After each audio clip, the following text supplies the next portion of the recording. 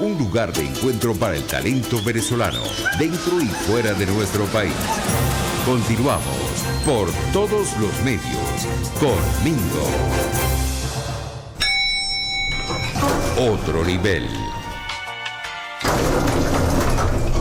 Bueno, como decía Erika, en el Está Circulando, nosotros ayer, no sé si lo recordarán amigos, los invitábamos a todos, liberen a los sidoristas, basta de persecución a la clase obrera, todos a Parque Carabobo frente a la Fiscalía. Concentración fue ayer, miércoles 14 de junio a las 10 de la mañana. Y aquí están, ustedes los ven, Carlos Villarroel. Carlos es ingeniero industrial, es trabajador de Sidor, y también está Ángel. Aquí están ambos. Ángel Arias, que es sociólogo y es trabajador del sector público, solidario con lo que ocurre y con lo que está pasando con Sidor y en general con todos los empleados públicos de nuestro país. Carlos, buenos días, bienvenido.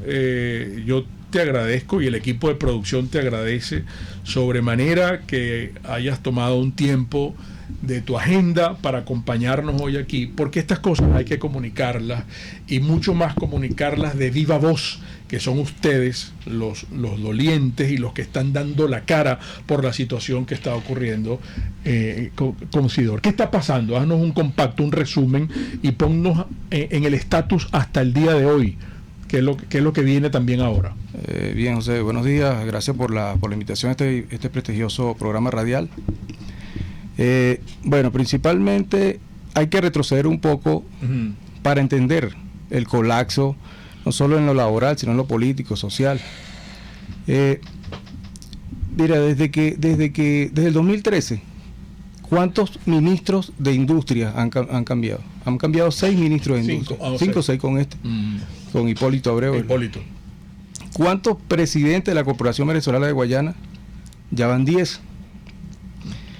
Ahorita en este momento hay una junta interventora allá en la empresa básica de Guayana, por la situación que existe de la corrupción, de los actos de corrupción, que ya los trabajadores conjuntamente con los dirigentes sindicales ya habíamos denunciado previamente, innumerables veces denunciamos esa situación, y ellos se presentan ahora como salvadores. ¿Qué está sucediendo? ¿Cuáles son los avances en materia laboral en Venezuela? Ninguno. No hay protección social para ningún trabajador. Los beneficios se han cercenado. La calidad de vida de los trabajadores y sus familias han caído a nivel de las empresas del Estado y del país en sus peores niveles estructurales y productivos. Entonces, estamos en presencia de un modelo político que viola constantemente la Constitución, que viola los derechos humanos, viola los estamentos internos de las instituciones sindicales, viola la ley del trabajo, reprime, que persigue, que amenaza. ¿Cuál es el delito que tenemos nosotros los trabajadores? Simplemente un ciudadano, para mí, considero que es pensar distinto, reclamar los derechos laborales. ¿En qué piensas distinto tú en cuanto a la política del régimen? Mira, es una política totalmente represiva, es una política antilaboral, y por eso, o sea, principalmente como trabajador, no hay beneficio, que no hay protección social para los trabajadores, y precisamente por eso es que nosotros reclamamos y exigimos nuestros derechos. Recientemente... ¿Cuánto tiempo tienes tú en Sidor? 15 años. 15 años, oye, empezaste de chamo. Sí. Entonces, mira, pero me están diciendo que anoche el SEBIN allanó la casa del compañero Yuxil Martínez. Pero menos mal que no lo encontraron, ¿no? No lo encontraron, al parecer él salió con sus hijos y no lo encontraron. Pero ya vienen las persecuciones, precisamente anoche, contra el compañero de lucha también César Soto, con el compañero Ángel Bolívar y todo hay una lista. ¿Y por qué los están persiguiendo a ellos específicamente? Por lo que te estoy comentando, pensar distinto, por reclamar los derechos laborales, por reclamar nuestros beneficios laborales. Hay un memorándum, el memorándum 2792, que en el 2018 lo implementó este gobierno conjuntamente con sus centrales bolivarianas, esos dirigentes, pseudo dirigentes, se prestaron para un convenio donde por un año, debido por la situación de la guerra económica, del bloqueo y todas esas situaciones que ellos dicen, por un año vamos a mantenerlo. Resulta que han cercenado los beneficios, han cercenado todos los derechos laborales, y es por eso que nosotros seguimos pidiendo, exigiendo que se cumplan esta serie de beneficios. El 7... Perdón que te interrumpa, porque es que ayer también, es bueno decirlo, nos comunicamos con personas que están vinculadas con la esposa de uno de los que está detenido y que lo trajeron aquí a Caracas. Ella se venía para acá, lamentablemente no pudo acompañarnos hoy aquí en el programa, pero está bien mortificada porque no sabe qué es lo que está pasando con él. Sí, mira, el 7 de junio se inició una lucha en Planta de Pella. Sí. Se inició una lucha, los trabajadores comenzaron esa lucha por lo que te estoy comentando, exigiendo derechos, exigiendo beneficios, exigiendo mejoras salariales, y resulta que viene esta junta interventora con el gobernador del estado Bolívar, el presidente de la empresa Sidor, comenzaron a cortar el suministro de agua, suministro de alimentación, el suministro de la electricidad, incluso la cortaron. Una callapa, sí, ¿no? Luego viene el secretario de Trabajo y Reclamo, Leonardo Azócar, con dirigentes también y compañeros, un número considerable de trabajadores, y se encuentra con lo que está sucediendo en todas las empresas de Guayana del país, porque esto es el reflejo de lo que está sucediendo en el país. Sí. Todo militarizado, fuerzas represivas de este modelo político, la Guardia Nacional, la policía. Y viene el secretario de Trabajo y Reclamo. ¿Cuál es la función de un secretario de Trabajo y Reclamo? ¿Cuál es la función de un dirigente sindical? La función de un dirigente sindical es reclamar con convicción de lucha sus derechos y beneficios, no como estos dirigentes que actualmente se arrodillan al patrón y simplemente siguen direcciones políticas y no defienden verdaderamente a los trabajadores. Centrales Bolivarianas, sí. FMT y toda esa serie de dirigentes sinvergüenza. Yo lo llamo así, hay que decir la realidad. Entonces, el compañero Leonardo Azócar exige, hubo un enfrentamiento, hubo una confrontación. Y el día domingo, en la noche, es que detienen a los compañeros, a Daniel Romero, Leonardo Azócar, Juan Cabrera, y una lista se presenta una lista de que están bajo medida cautelar. Exacto. Los llamaron el mismo. O sea, prácticamente te dicen no reclames tu derecho. Quédate tranquilo que muere callado, que lo que te voy a pagar es esto y punto. Entonces yo le estaba comentando a Erika que la situación en Sidor y en todas las empresas, repito, todas las empresas, este es un escenario atroz, que aparte de estar militarizado, allá en las empresas, por lo menos en Sidor, estás expuesto a materiales cancerígenos, estás expuesto a altas temperaturas, y resulta que tú llegas, ahí no hay un personal de seguridad como el INSACEL. El INSACEL, yo digo, entonces el INSACEL está para perseguir y sancionar a las empresas privadas y las públicas donde se está incumpliendo todo este tipo de las normas de seguridad, sí. Normas de seguridad. Ajá, las normas entonces de los trabajadores no hay comités de seguridad. Wow.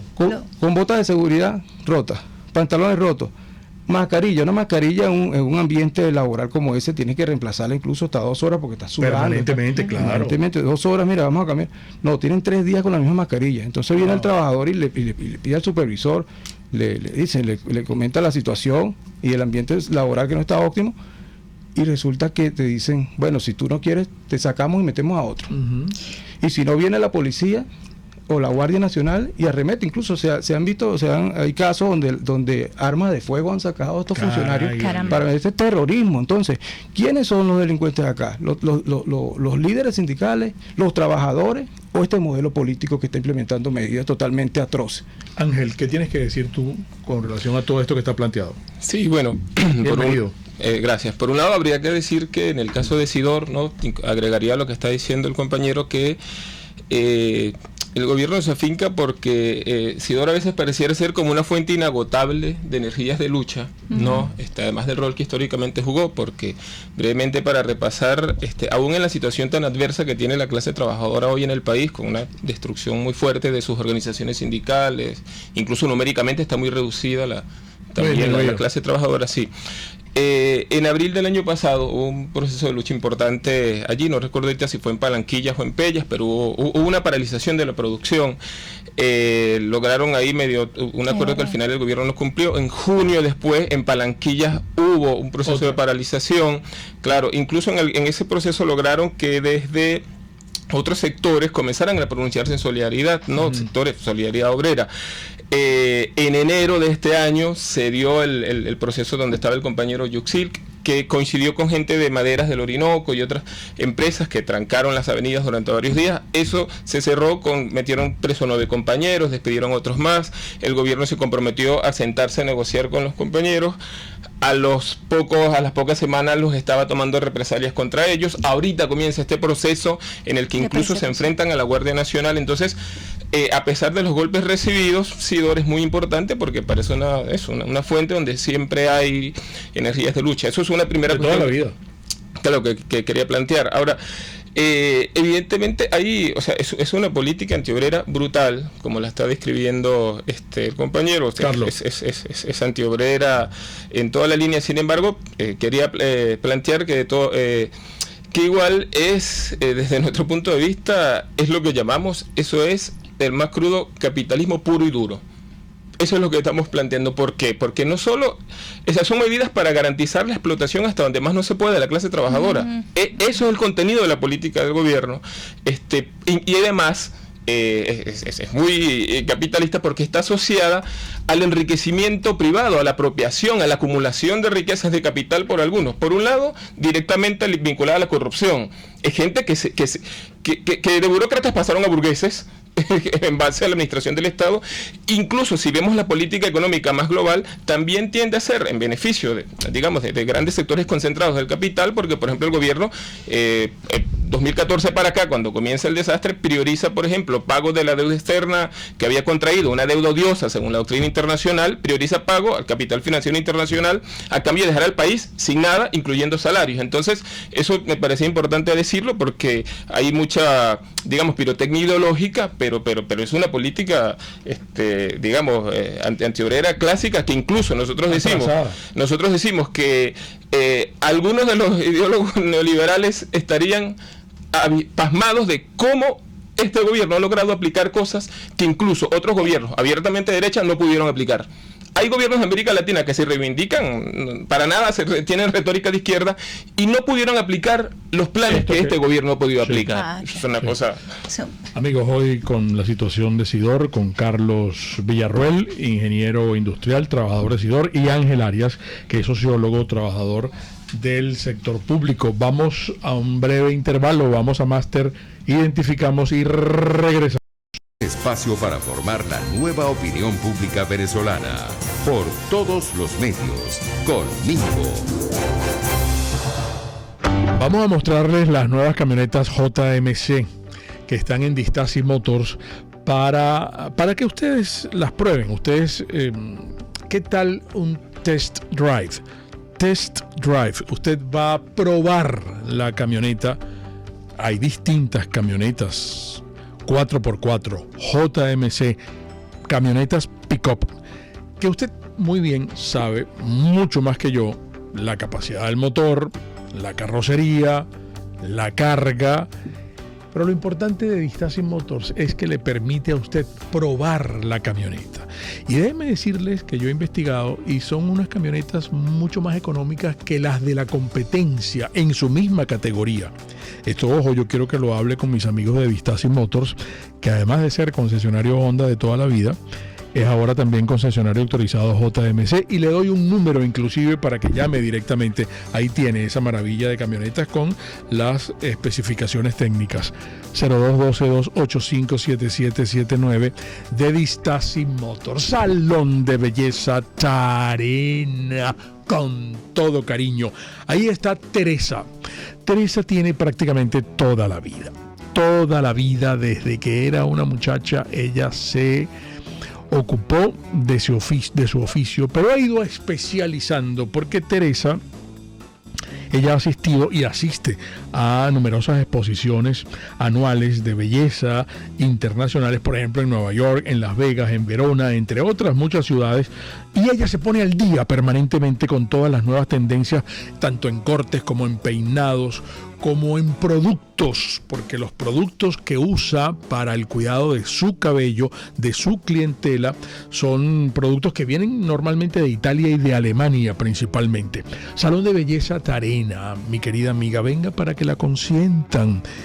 Yo prefiero que usted pida cita. Anote, por favor, 0414-222-6577, Galerías Prados del Este, en el local 3 en la planta alta, no tiene pérdida. Salón de Belleza Tarena, para ese look Pretty Woman con todo cariño.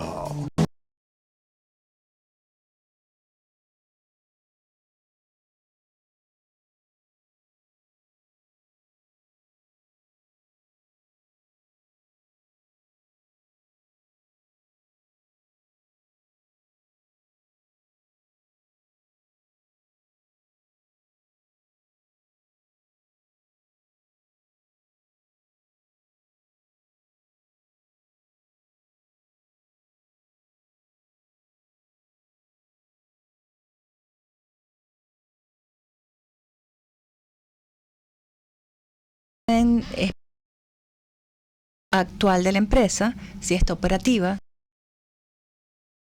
qué capacidad lo está haciendo y que quién la dirige. Mirla Dávila también les pregunta que los trabajadores de Sidor estaban mejor con Chávez o con Maduro.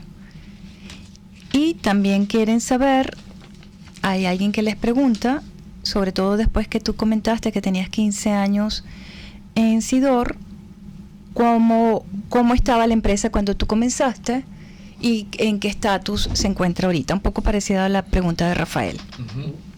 También Luis Pérez le pregunta, ¿qué opinan ustedes de la propuesta de María Corina Machado de privatizar todas las ABG, entre ellas Sidor?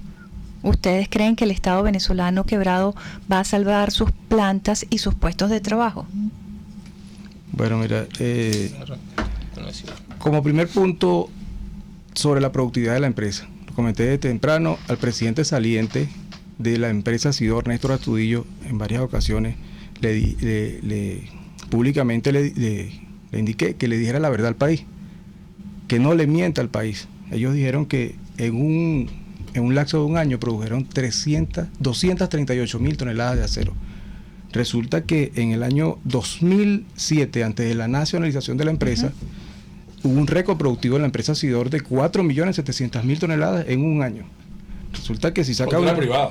Correcto. Ajá, antes de la nacionalización. Claro. Esa producción representa, si hacemos una regla de 3 sencilla, representa 3 días de trabajo.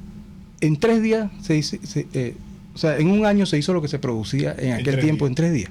O sea, ese es tu avance en materia de producción. Eso es la grande. Mira, se hicieron una fiesta con bombas y platillos de que la producción en Sidor está. Entonces, el que está aquí no conoce la realidad, desconoce la situación, y entonces, mira, esa empresa tiene una capacidad instalada de para 6 hornos, y realmente estás produciendo con un horno solo, y lo apagan, y eso es un desastre. La producción no llega ni siquiera a 1%. Entonces, mira, que si estábamos, la pregunta que si estábamos mejor con Chávez o con Maduro, mira. Sí, Sidor estaba mejor con Chávez o con Maduro. Vamos, eso es una política que ya viene con una proyección, ¿no? Chávez fue un promotor de todo esto, de la destrucción de todo este país. Pero si estábamos mejor en aquel momento, los trabajadores tenían mejor poder adquisitivo, hay que reconocerlo, pues. Pero venía ya un proceso de deterioro estructural, productivo, la calidad de vida de los trabajadores estaba en depresión ya. Y bueno, hay que señalar también lo de la situación de atrocidad con los jubilados y pensionados. Hay trabajadores ahorita que están muriendo por falta de atención médica, trabajadores y familiares de trabajadores que están muriendo por falta de atención médica. Eso es una atrocidad, eso es una... Y pasando hambre, ¿vale? Pasando necesidad, muriendo hasta por hambre, ¿vale? Me cuenta un compañero temprano y me dice, Villarroel, hace unos días, Villarroel, tengo ganas de suicidarme, mi pana. Caray. Mira, no tengo que darle a mi hija, que lo que tengo es una tacita de arroz en el estante, pues. Y yo le digo, hermano, no, o sea, dándole ánimo. Mira, vamos así, vamos a vender aunque sea azúcar, vende café. O sea, la situación es lamentable, no es lamentable, y hay que decirlo con seriedad, responsabilidad y con la verdad. Bueno, no sé. Bueno, sí, sobre Fíjate, la pregunta. Te interrumpo, Ángel, porque María Macei comenta, el camarada que habla de neoliberalismo, término propio de los comunistas, la riqueza cuando es honesta no debe ser satanizada. Claro, en el caso de las empresas del Estado, obviamente son ladrones. Bueno, ahora comento sobre eso. Te quería responder, ya que preguntaron, bueno, en mi caso como trabajador, como investigador social y como militante de una corriente. ¿Y cuántos años tienes en el sector público trabajando? Casi 20 años. 20 años. Sí. En mi caso, nosotros estamos totalmente en contra de la propuesta de María Corina de privatizar todas las empresas públicas. Desde nuestro punto de vista, no hay nada que demuestre que el problema es el carácter público. El problema no es el carácter público de las empresas, el problema es bajo qué bajo qué perspectiva económica, digamos, y política fue gestionada. Para nosotros deben seguir siendo públicas. Además, los recursos pudieran estar aquí en realidad con Chávez, a propósito de la comparación Chávez y Maduro. Con Chávez comenzó, o digamos, se vivió lo que es una historia repetitiva en el capitalismo rentístico nacional. Cada régimen político que llega en la administración de los recursos públicos promociona unas cortes específicas de sectores del capital que se benefician con la renta pública, y hay un proceso de transferencia de la renta pública a capital privado. Eso pasó con Chávez brutalmente. Una conversión de la renta pública a capital privado por las distintas vías. Eso se hizo toda la vida en la historia del capitalismo nacional. Por eso lo de Chávez no dejó de ser una administración del capitalismo venezolano. Afuera hay en el país que él combatía, que pretendía de palabra, eso es puro de palabra. Es puro de palabra, porque no surgió acaso con Chávez una nueva cohorte de privilegiados burgueses. Bueno, lo estamos viendo, el país está destruido. Entonces por eso es importante, por eso digo, hay mucha pirotecnia ideológica. De hecho, tanto sectores de la oposición que se ubica por derecha, como quienes nosotros somos opositores por izquierda. ¿Ustedes están a favor de que Maduro continúe? No, para nada. Realmente le hacen un llamado para que corrija su error. De ninguna manera. Yo pertenezco a un sector de la izquierda que ni siquiera estuvimos con Chávez. Siempre nos opusimos porque dijimos, esto es una farsa, es una mentira. ¿El Partido Comunista? El Partido Comunista se metió de cabeza, perdón por los compañeros, pero se metió de cabeza con Chávez. Te quería comentar, por lo de los recursos, sectores que se oponen al gobierno, tanto por derecha incluso, como por izquierda, y el propio Jesús Farías, cuando fue ministro de Comercio Exterior, decía que afuera en el exterior hay una cantidad que puede ser entre 400 y 500 mil millones de dólares de depósitos de venezolanos privados en el exterior. Esos son varios años de altos ingresos petroleros en época de boom. Esa plata está afuera, es plata de los recursos públicos, bien sea de ingresos petroleros o producto del autoendeudamiento, que se convirtió en capital privado, que está afuera, en manos de banqueros, empresarios, altos burócratas convertidos en burgueses de todos los colores. ¿Cómo que no hay plata? Si hubiese una política para una repatriación de capitales, por supuesto que se podría. Entonces digo, la única opción no es la privatización. Además, tengo que decirlo, en el caso de María Corina Machado, además tiene un interés particular, porque obviamente su familia tenía empresas allí y fueron afectadas por el proceso de estatizaciones de Chávez. Entonces también hay un interés particular. No vemos ninguna razón para que los recursos públicos del país tengan que ser fuente de enriquecimiento privado de algunas pocas familias. Eso no tiene nada de progresivo. ¿Y a quién ves tú en las oposiciones que pueda representar una opción valedera? No, como te decía, desde el punto de vista nuestro, lamentablemente nosotros vemos que el chavismo llevó al pueblo trabajador a un callejón sin salida. Un callejón sin salida es que, por un lado, a quienes dejó en el poder terminó una descomposición autoritaria brutal, horrible, pero quienes se lo ponen actualmente, para nosotros no lo vemos como alternativa. Además, ¿y qué propuesta tienen para el régimen de Maduro? Para nosotros la clave es recuperar la capacidad de lucha de la clase trabajadora, de los sectores populares, y mantener algo que para nosotros es fundamental, que es la independencia de clase que llamamos. ¿Qué llamamos independencia de clase? Que los trabajadores comprendan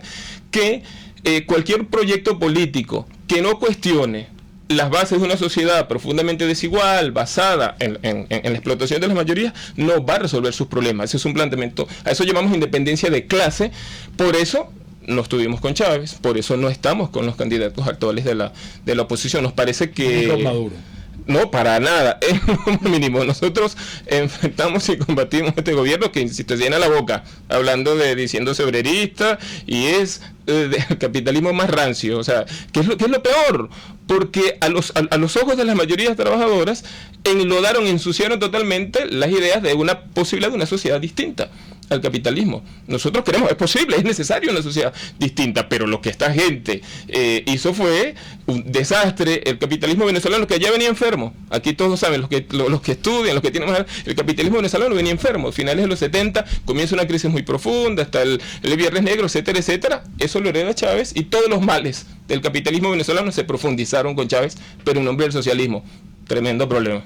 Bueno, lo cierto es que las empresas del sector público, como comenta Mirla Dávila, claro, muy acertadamente, cuando las estatizaron, dejaron de funcionar. El ejemplo lo acaba de poner Carlos. Tú acabas de poner 6 un ejemplo hornos matemático. Y uno, cuando era privada, sí, imagínate, récord de producción. Sí. Apenas entra el socialismo del siglo XXI, quebrada. Mire, yo considero lo que está sucediendo. Me dice, no, que si estamos con Maduro, pues Chávez está muerto, ¿no? Sí. Bueno, estamos con, ellos dicen que vive, Chávez vive. Estamos con Maduro, ¿no? Mira, yo le digo a los trabajadores, de Guayana, a los trabajadores del país, no vamos a estar peleando por salario, ¿vale? No, porque si a mí me aumentas el salario, yo puedo comprar un poquito más de comida. Pero este problema no es laboral, este problema es político. Y la política se ataca con política. Resulta que, mira, mi apoyo, mi respaldo a todos esos compañeros allá de Guayana, a Yuxil, a César Soto, a Ángel Bolívar, Leonardo Azócar, todos esos compañeros que han luchado con convicción, con ética, con moralidad, con transparencia, y que sigan esta lucha, porque seguiremos esta lucha hasta conquistar la libertad, hasta conquistar un país, porque creemos en un país libre, un país democrático, un país de oportunidades para todos. Esto que está sucediendo, mira, estos tipos no son dueños de este país, no son dueños del país. Es momento de darle paso a la formación, a la capacitación como elementos fundamentales del desarrollo productivo, del desarrollo integral de una nación. Entonces, mira, estamos gobernados, estamos siendo dirigidos por personas que hacen gala constantemente y por largos años han hecho gala de indolencia, de ineficiencia, de mediocridad, han promovido tantos antivalores y es momento de reaccionar y decirle al país, ya basta de ser dirigido por este tipo de personas. ¿Cuáles son los próximos pasos de esa reacción? Sí. En la parte laboral. En la parte laboral, mira, nosotros seguimos en la lucha en la calle, como dice, calle y lucha, hasta conquistar nuestros derechos. Pero como digo, no solamente son laborales. Nosotros estamos peleando por un cambio estructural. Se entregó un documento pidiendo la libertad de estos compañeros. Sí. Pero, disculpa, aquí nosotros estamos más allá de esto, es pidiendo luchando por un cambio estructural que nos permita avanzar en materia laboral y por supuesto que el país avance, es lo único que queremos. Sí, es importante decir sobre lo de ayer que se habían negado a recibir el documento, ¿no? El documento que llevamos, de hecho ahí al final lo recibieron con una nota marginal a mano que decía que la recepción del documento no implica, pero es que eso no tiene, o sea, el ministerio, así. Pero el Ministerio Público no tiene por qué estar en acuerdo o en desacuerdo con lo que las personas llevan. Estaban en desacuerdo porque en el documento decimos que hay la fiscalía del régimen, que hay una política sistemática de violación de los derechos laborales estatales. Entonces no lo querían recibir por el contenido. Eso es muy descarado, porque entonces queda claro que tienen una posición política incluso contra los trabajadores del Ministerio Público. Es muy grave que pusieran no aceptar. Es que no es una fiscalía. Entonces, claro, obviamente nosotros vamos porque están en su obligación, y cualquier espacio para exigir los derechos lo vamos a aprovechar. Pero eso fue un saludo a la bandera, pues. Sí, conocemos la situación, que ellos están direccionados por un modelo político y siguen órdenes, líneas. Mensaje final de Carlos y de Ángel, ya para terminar.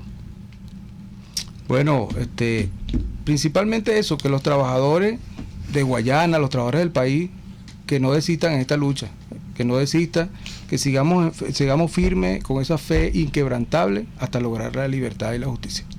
Sí, bueno, que hay que, como trabajadores, nosotros tenemos que fortalecer sobre todo todas las posibilidades de unidad de acción. Es un hecho, es muy importante, tanto el sector público como el sector privado. No dio tiempo para hablar, pero tampoco es un paraíso la realidad del sector privado. Entonces es importante la unidad como clase trabajadora y, como decía, con un pensamiento político propio, porque obviamente la clase trabajadora tiene que hacer política, solo que desde sus propios intereses como clase.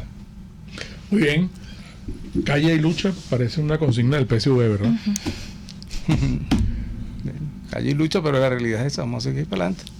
Bueno, gracias Carlos, gracias Ángel. Amigos, las interpretaciones finales de todo lo conversado hoy acá, como siempre, de ustedes. Y recuerden, el comunismo te quiebra las rodillas para que tengas que darle las gracias por las muletas. Hasta mañana. RCR presentó Por Todos los Medios con Mingo. Mis amigos, el programa de hoy